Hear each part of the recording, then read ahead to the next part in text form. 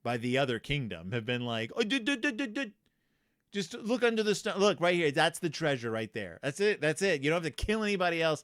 That's literally all we have. We just have this one stone.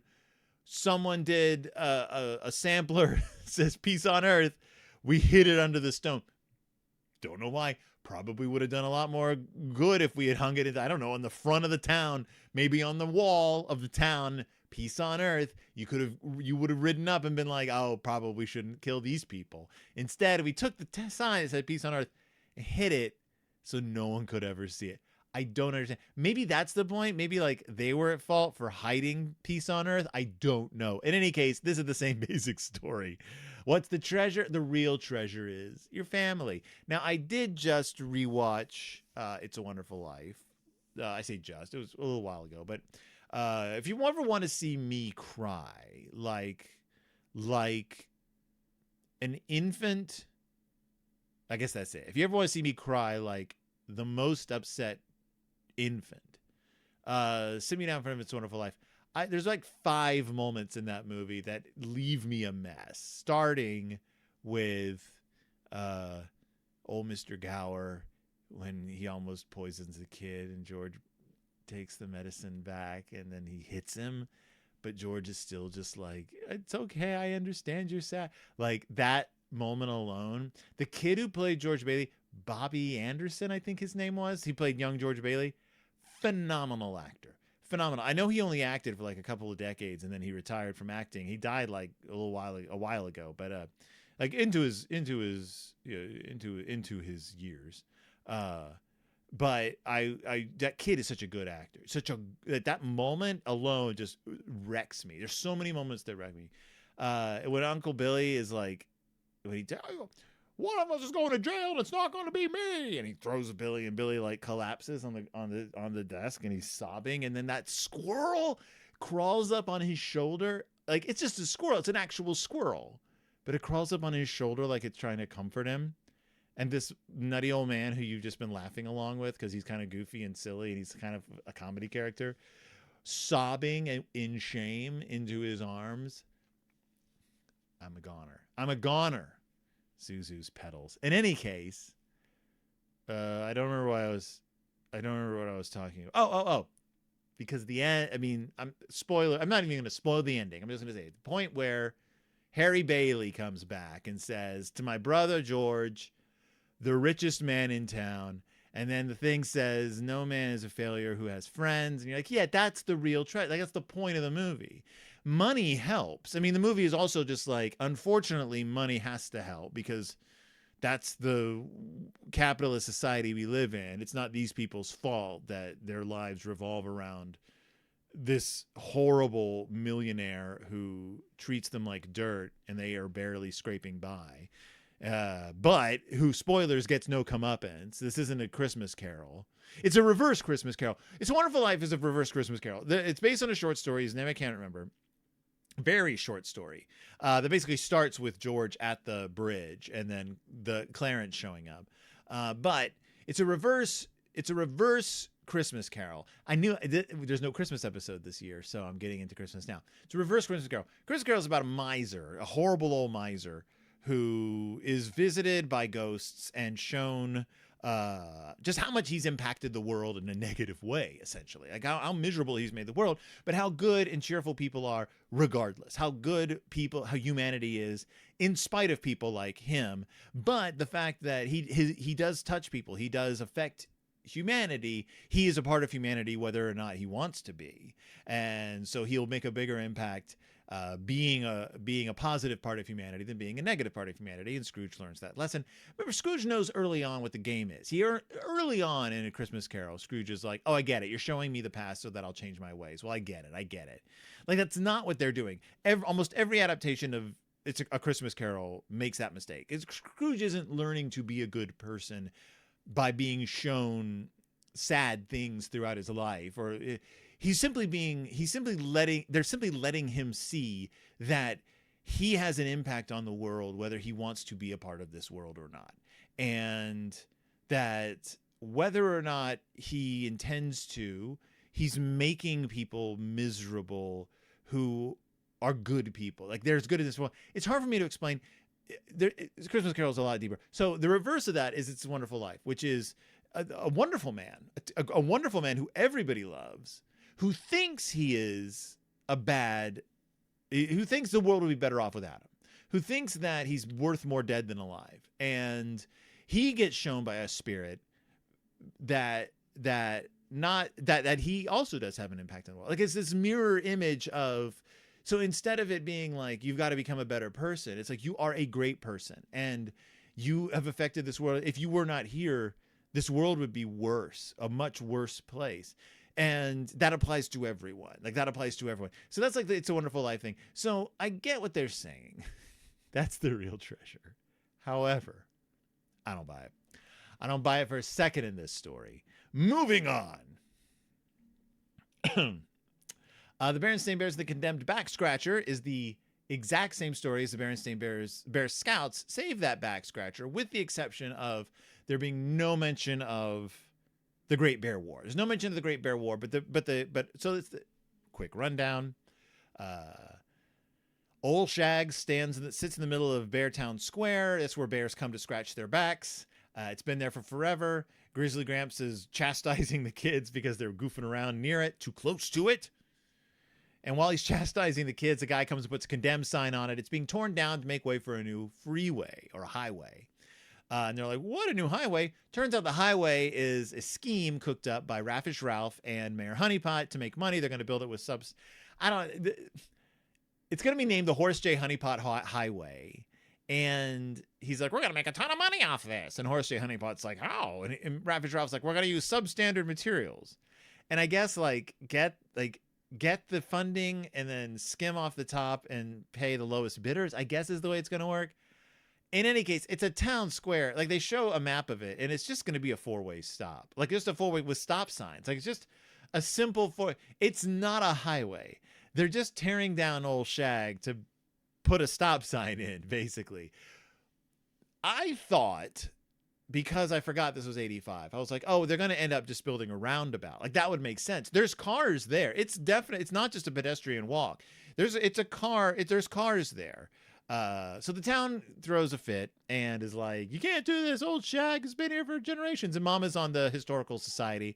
So she creates a fuss and Honeypot's like, it doesn't matter. It's going ahead. All these bears show up with chainsaws. And what happens? They find out it's a scam. And it doesn't go through. It was never going to go through. That's the thing. It was never going to work. Raffish Ralph is like, there's too much traffic in this part of town. And there's cars everywhere. And it's because he lied and told them that there was going to be free honey given away there. So people are like, where's my free honey? And Raffish Ralph is like, I went to the honey depot and I got this cheap honeycomb. It doesn't even have any honey in it. And Horace J. Honeypot's embarrassed, but he wants to scratch his back. In any case, they don't tear down the tree. That's the long and short of it. I love a lot of things about this episode. I love that the bears show up with the chainsaws already running. There's 5 or 6 bears who show up, chainsaws high, walking up with their chainsaws. And it's like, zzz. Like they've been walking for a good half a mile from wherever they parked their truck. Just started and just walking up to me. Second, I don't know why you need that many bears to cut down this one tree. There's so many bears with chainsaws. It's a single shag. It is a hefty tree. It's a big tree, but it's not going to be safe having 5 guys with chainsaws standing around the tree, I guess sawing towards the middle is how they're going to do it. Seems poorly thought out, but also apparently this was never run by the city council. It was never run by any of the residents. No one was ever like, do we want a freeway? None of that ever happened. This was just announced one day. So this was never going to get built. Honeypot would have been sued out of his pants by everyone. There's so many laws that he was breaking. Never would have happened. We do get to see there's a moment where Farmer Ben is like, where's my free honey? I came here looking for free honey. And I don't think Farmer Ben would have driven into Beartown for free honey. He owns an apiary. He has bees. We've seen his bees. We know that he makes his own honey, or he doesn't make his own honey. He sells the honey the bees make. Second, I don't think he would contribute to the traffic jam. If anything else, he would just ride a horse or something. I don't know. It just seemed weird that like Farmer Ben was the one who was like, "Where's my free honey?" The biggest thing about this episode is that this episode, the Berenstain Bears Kingdom Backscratcher, story by Stan and Jan Berenstain, teleplay by Linda Woolverton.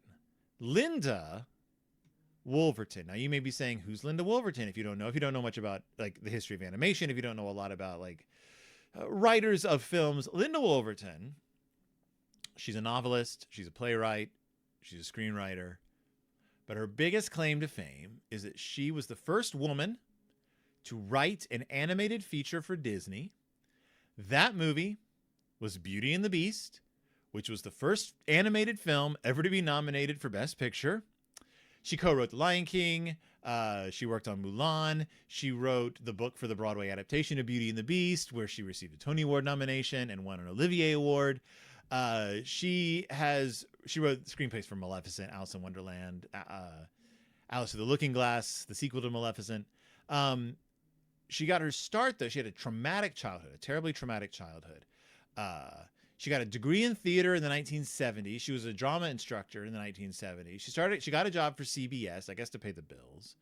She was a programming executive in children and late night programming. While she was working there, though, she wrote a young adult novel called Starwind. Then she writes a second novel called Running Before the Wind, both published by Houghton Mifflin. While she's doing this, she gets jobs working for animated shows. She writes teleplays for Ewoks, the Dennis the Menace cartoon, The Real Ghostbusters, this show, My Little Pony, Chip 'n Dale Rescue Rangers. But she really wants to work for Disney, so this is one of my favorite stories. She goes to the Disney offices in Burbank, California. She has a copy of her book, Running Before the Wind. She hands that book to a secretary, and she just says, I need you to give this to somebody to read, and just leaves. The secretary was like, okay, and gave it to Jeffrey Katzenberg, who was the studio chairman of Disney at the time, who reads the book, because Katzenberg was a mensch, and invites her in for a meeting. The next thing she knows, she gets hired to write Beauty and the Beast. Now, not only was she the first woman to write a Disney animated feature, Beauty and the Beast was the first Disney animated feature to be written, and I just know this from knowing this, to be written as a screenplay, as opposed to a series of storyboards or story beats. Usually the stories were sort of assembled with visual art, with sort of putting it up on the wall and rearranging story beats and elements. And you didn't have like a person just typing out, like writing up a screenplay like a screenwriter does. But she wanted to do it this way because working with Howard Ashman and Alan Menken, they were like, let's write Beauty and the Beast like we were writing a Broadway musical. We're just going to write it like a musical for the screen. And that became like the biggest revelation. And that was one of the reasons it's such a, like just a solid, coherent movie that incorporates the music well. I just love Beauty and the Beast. Doesn't get it. I mean, it was nominated for Best Picture, but I still don't think it as a single entity, Broadway show, let it go, remakes, sequels, all that stuff, whatever. As a standalone entity, the movie Beauty and the Beast is just a solid piece of filmmaking. Down off my soapbox. She also wrote the screenplay to Homeward Bound, The Incredible Journey. She helped with Aladdin. She co-wrote the book for the stage musical of Aida, which is a Disney-produced stage musical written by Elton John. Maleficent, Mistress of Evil. She's just great. She writes great female characters. She is massively talented, and her work stands out no matter what she's working on, including the Berenstain Bears. And she's written several episodes. She writes several episodes of the show. I know I've talked about her in the past when I was discussing, I think it was the Wild Honey series when I did one of that years ago. But I really wanted to stop and just say Linda Woolverton, amazing. Just amazing. Just amazing. So that was the Berenstain Bears and the Not So Buried Treasure, and the Berenstain Bears and the Condemned Backscratcher. One very strong episode. The other one was not this strong, a little padded, Not So Buried Treasure, a little padded. Not my favorite episode of the bunch, but still a good episode because it's the Berenstain Bears. So remember, all these episodes are available to watch without my commentary on the Berenstain Bears YouTube site. Just go there, type in the name of the episode. It's most likely there. And I will be back with more Berenstain Bears goodness. What is the next episode going to be? If you don't want to be spoiled on what the next episode is, don't listen. But the next episode is going to be the Berenstain Bears. I don't know what this is. I don't know what this is. I don't know what this is. I don't know what this is at all. What is this? I don't think I've ever watched this episode. What? What? I don't think I've ever watched this episode. That can't be it. That can't be it. That can't be it. That can't be it. Hold on. That can't be the name of the episode. That has to be a mistake. Hold on. I can't see my keyboard. Oh, I guess that's the name of the episode. The name of the episode is Berenstain Bears. It's not that funny. It had to have been wrong, and it wasn't. Kong for a day. I get it. Like, I get it now. It's a Big Paw-centric episode. Kong for a day. But also the Berenstain Bears blaze a trail, which is another Papa gets in the way of the Cub Scouts. The Cubs. The Bear Cubs. The Scouts episode. So I'm looking forward more to Kong for a day, I guess. But thank you so much for watching. Thank you so much for joining me. Thank you so much for listening. Thank you so much for being a part of this. And I'll see you all next time. Wow, I've been going way too long. Deep in Bear Country.